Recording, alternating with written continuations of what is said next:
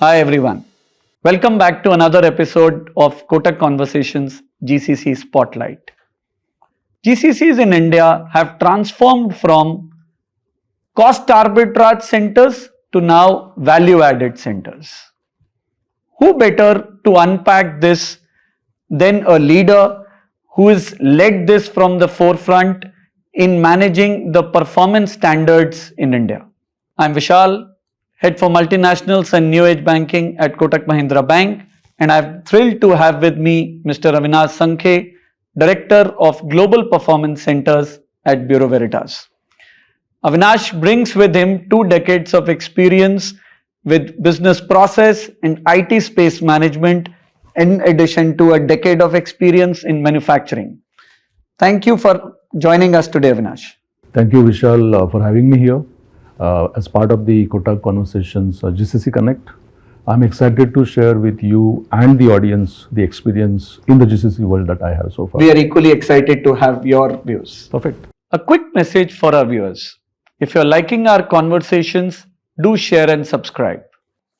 Avinash, to start, at the heart of how institutions are putting it, there was global capability centers, which moved to global value centers, and Bureau Veritas has global performance center. Is this just a terminology difference, or how do you see the differentiation between the three? In fact, this is the common question that I'm asked by our industry colleagues. And I think that any GCC should reflect, the name of GCC should reflect the purpose for which it is set up. Okay. For Bureau Veritas Global Performance Center, we are totally aligned to the performance commitments that we have for different stakeholders, be it a shareholder or a board member or a client or the executive management, is to align the commitments of the performance to different stakeholders with what execution strategy that we will have in place. So Global Performance Center is at the center of our performance-led execution strategy. Okay. It reflects the different ways in which we would improve our performance, on a continual basis. So I would say this is the right strategy, and this is how we are supposed to walk or talk on a daily basis on our operational deliverables that are, done from the Global Performance Center. So what you're essentially saying is it is more to do around the all-round performance for your teams. That's why you call it GPC or Global Performance? It is the performance that we are committing as an organization. Okay. And aligning Global Performance Center as an execution engine of the organization to those commitments. So it is not something just narrowed down to the performance at the Global Performance Center here in Mumbai, but for the organization. So it has much broader commitment that we have as a Global Performance Center for the organization and for the different stakeholders. Okay. So since you mentioned about people, so given India is a very dynamic market, very competitive, do you see while attracting talent, the global brand positioning also plays out when you have to attract talent? I think yes, to large extent. Indian GCC industry is really growing massively. By 2030, the GCC industry is supposed to be clocking somewhere around 110 billion US dollars. India has a very large talent pool, no doubts about it. But we had some challenges because we are a business to society company as we position it in the market. To attract talent when we are not known as a brand in the consumer space was a bit challenging. So initially we hired people, and we have to explain to them, what kind of a long-term strategy we have, in terms of setting up the GCC, growing it, and being the global center of excellence. As we started operating and as people started believing that we have a serious and long-term plan, that's when we started getting more and more talents getting attracted. So I would say, even if India has a very large talent pool, it's difficult to crack the talent, because they have a wide choice. And unless their future career goals are aligned to the organizational strategic goals, they would not make that choice. So We have to literally brand ourselves and sell our strategy also in the talent market. Yeah, but I think at this point, because of the values and absolutes that we possess as a company and we practice in real life, a lot of people out of references are, coming to Bureau Veritas. In fact, people who left us are also coming back because they find that, this is a company having a huge impact on the society, in addition to performing their business activities. So you are saying not only the value addition, but the values that you have as a company are also attracting people. Absolutely, absolutely. Yeah, that's interesting. Yeah. That's interesting. Yeah. So GCCs are fast becoming hubs for AI-driven transformation. How do you see talent availability and the possibility to scale with it? Where do you see that? AI is a recent phenomenon, I would say. Application of AI is one of the challenging area. The technology that we have in the market and what can actually be applied in the real life operational environment, which improves the performance, improves the efficiency and accuracy, is a journey that has to be undertaken with the service provider and your business operations team. And if you ask me, I think we cannot avoid using AI as much as we can. And GCC is in the best position because when GCCs are set up, it is expected that they are going to be using more and more of technology, evolving technology being adopted from time to time. So I wouldn't really think that it is going to create any kind of a challenge. In fact, it is going to accelerate the way GCCs are expected to deliver better performance. IT service companies today are actually focusing on a lot of AI technologies which are very niche. Somebody might focus on HR practices, somebody on the finance practices, somebody to improve how you can deliver more effective training, how a better process documents could be created. So there are a lot of those niche AI technologies that are coming in, which takes a bit of a time for you to try in your environment, but it's just a matter of time. And I think GCCs will be using it almost for all functions, multiple AI technologies. The only challenge would be how to integrate that into their day-to-day operational environment. That is the only challenge that I see. But again, it's a matter of time. It's only going to be helping GCCs to perform better.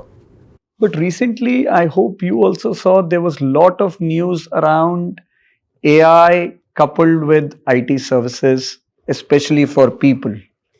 How do you see that, given GCC is also people-centered business? How do you see that?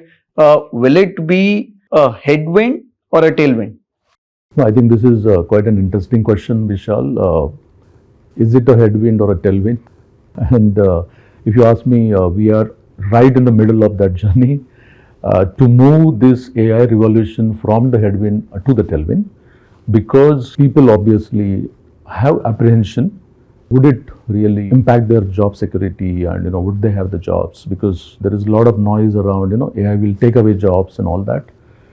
I personally believe that if people have their own business domain expertise and if they are good in a particular skill, it will be very difficult for AI to completely eliminate that skill and that position. And this is exactly an awareness that we need to do with people and make them comfortable that AI is for you and not against you, to convert them from being resistant to this revolution to being part of this revolution. So we are working with people. We are also working with the multiple IT service companies who can actually come and solve a specific problem, not really take over the entire process, because the business we are into is highly diverse. The customer comes with a lot of complex requirements, so you cannot really think of one AI solution which can address all those kind of demands coming from the client. So we will need people all the time. We will need people who are experienced, who will ensure that even AI delivers what is required by the client. So this is a journey that we are undertaking, and we are making people comfortable. And one of the important issues that is coming with AI is the legal and compliance requirements around IP. Hmm. Because AI obviously is going to be built on the basis of the data available in the public domain. But as a ethical company, we are highly regulated. I mean, we work in an industry which is highly regulated. So we want to ensure that any AI technology that we use has no legal or litigation risk in the future. So we in fact have our own AI assistant within the company, which is completely clean of any kind of legal or litigation risk. Okay. So with all this, what you can see is that we are very much embracing this AI revolution and putting it in a very systematic and gradual manner as part of our integral operation strategy.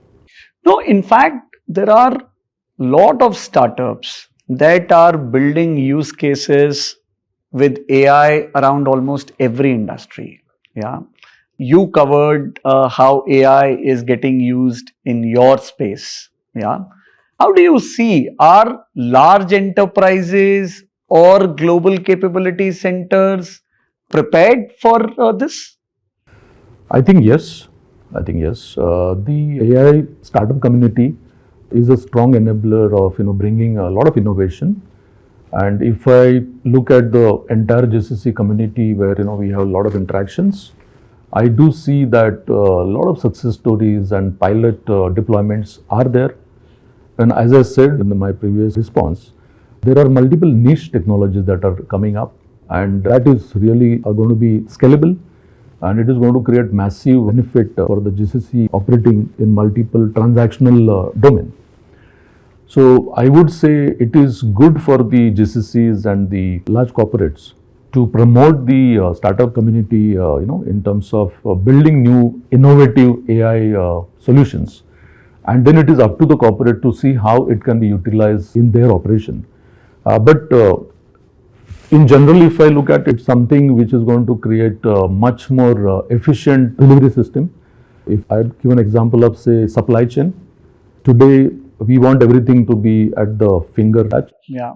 And this AI revolution would really help us to transact in a much faster way and much more accurate way, which will enable us to get to the point where we want to, where we desire to be. So I think it is overall, win-win situation for the corporates, for the startup community, as well as for the IT services company, because there are many such instances where this IT services company would acquire those specific startups, and it will be built as a large suite of Large services ecosystem. like Microsoft or Google. So I think it's really a win-win for the entire industry. Okay.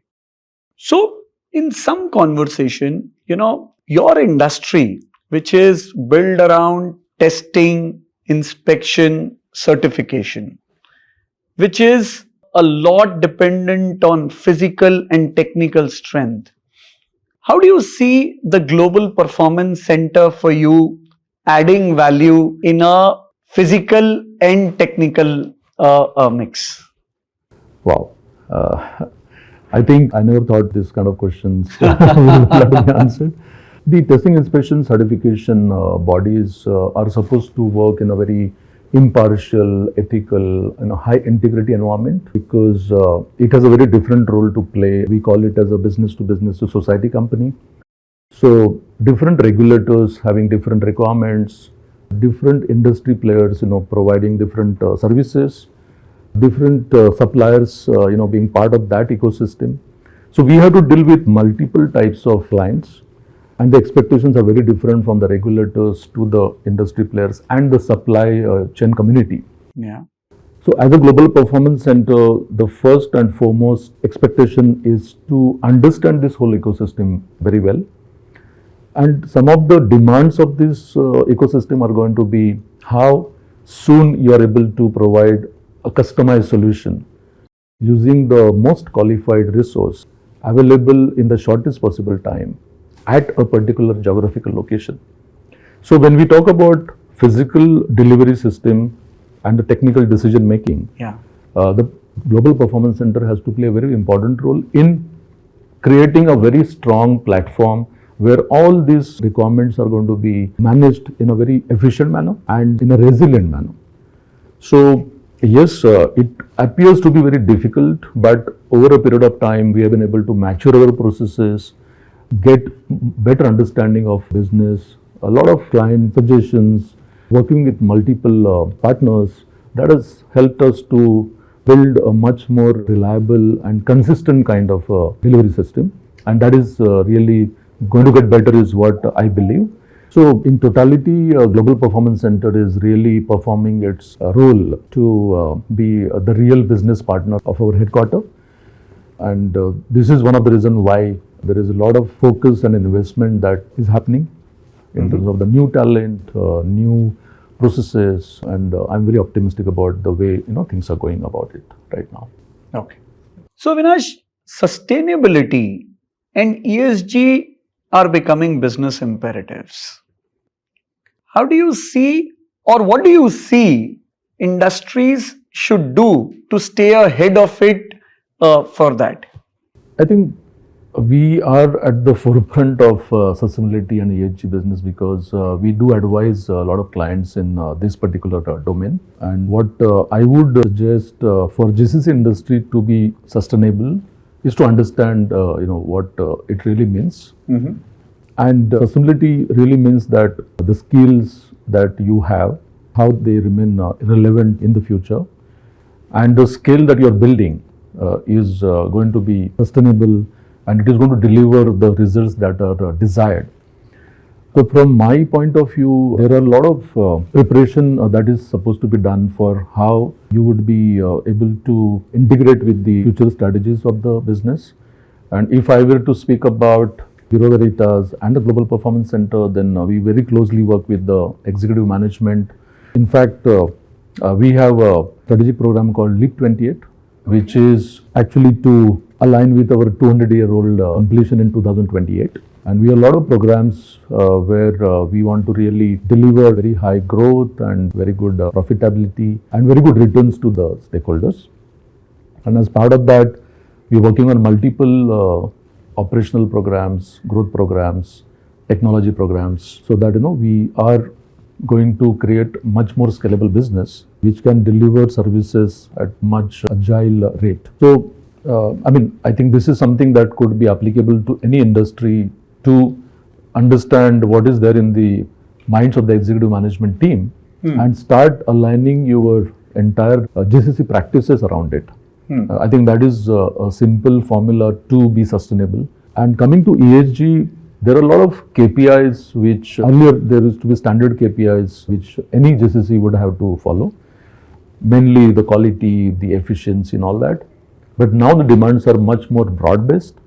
When we talk about ESG, we talk about diversity, we talk about equity, we talk about gender ratio, we talk about the corporate social responsibility, we talk about employee engagement, all that.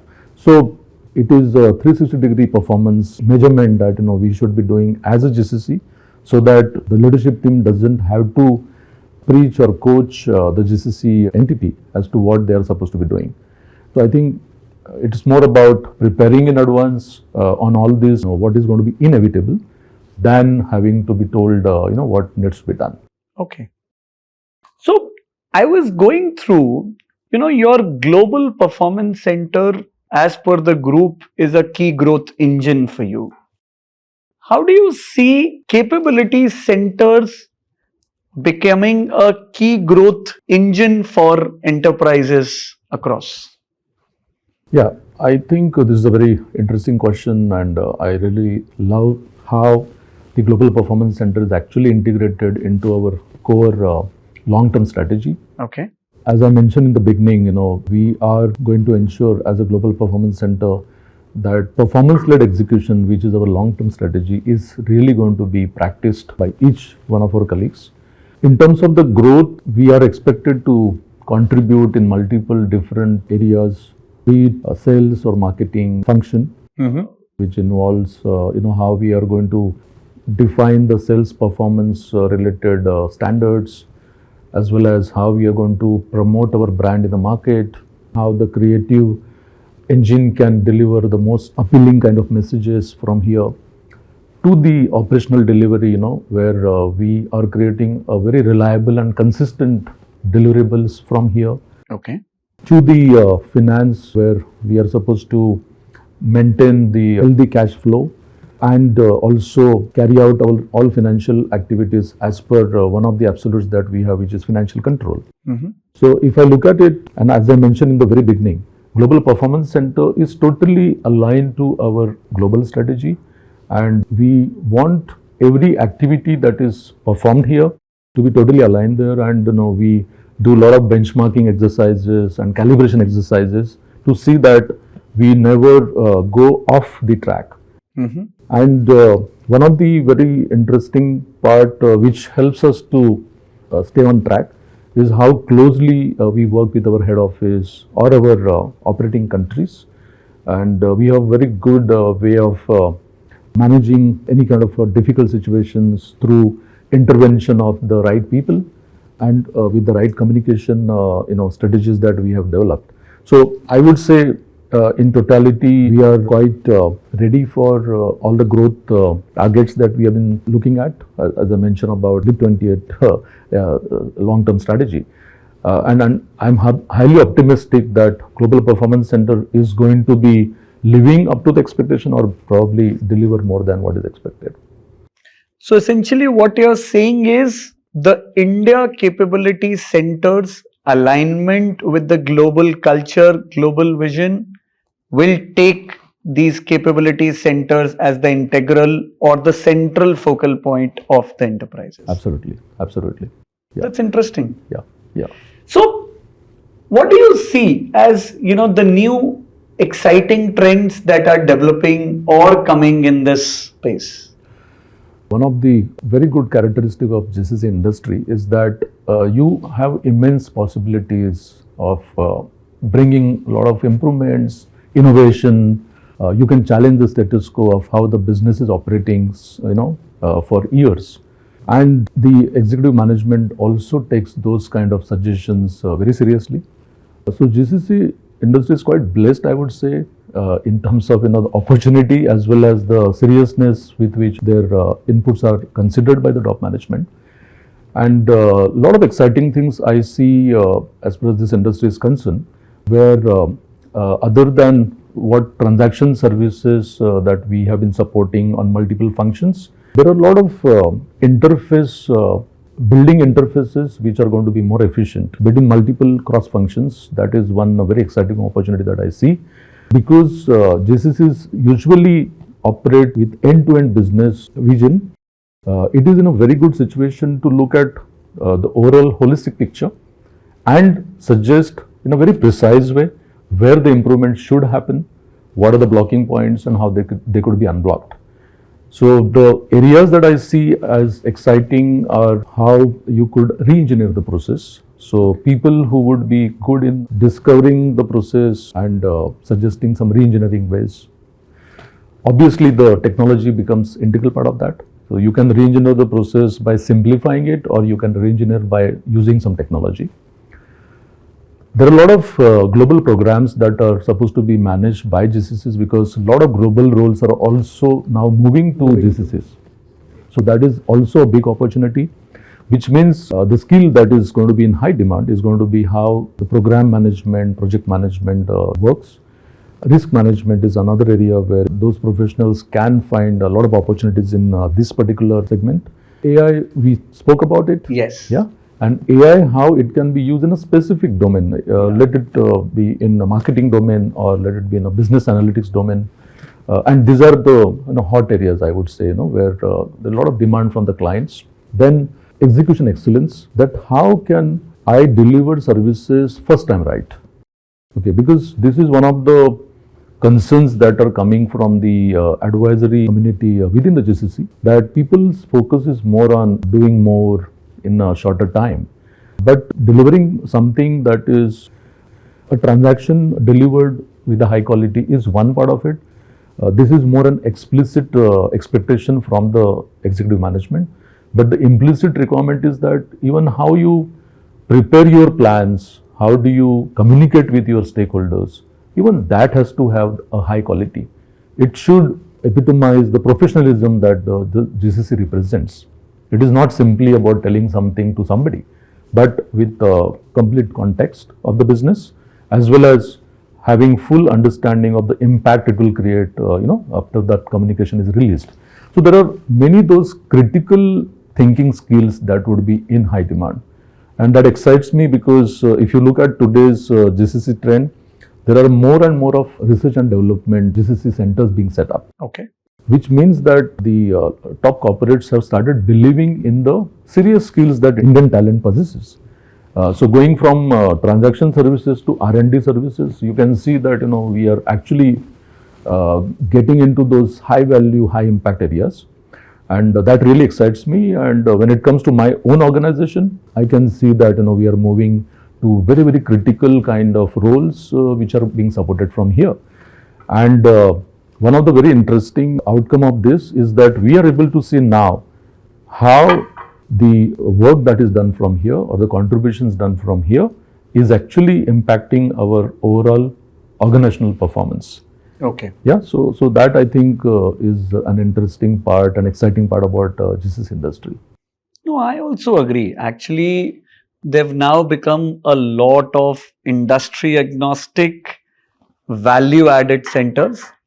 And at Kotak also, to share with you, we also are very, very focused on this space. And to add to it, we help GCCs when they land into India, when they are growing, when they are a matured company. We help them with their ecosystem, which is company self, their vendors, people, which is the main focus that they have, and are really, really excited to build this space in this ecosystem. No, I think this is the right opportunity and right time for you to be there. Yes. And I don't think you'll be disappointed. No, that obviously we would want to put our efforts behind that. Absolutely. Yeah, right. So today we discussed how GCCs are redefining their roles and actually becoming value-added centers. We also covered, Avinash, how global recognitions are important to attract talent. We covered AI, and we also covered some exciting space that you see where the GCCs are leading to. It's really insightful for us, Avinash. Thank you so much for joining us for this. Really thankful. Thank you so much, Vishal, and thank you to the Kotak organization for giving me this opportunity. And I hope that the audience is going to benefit from this exchange of thoughts we had. Once again, thank you so much. It's truly our pleasure, and I'm sure our audience would really like it. To our viewers, stay tuned for more.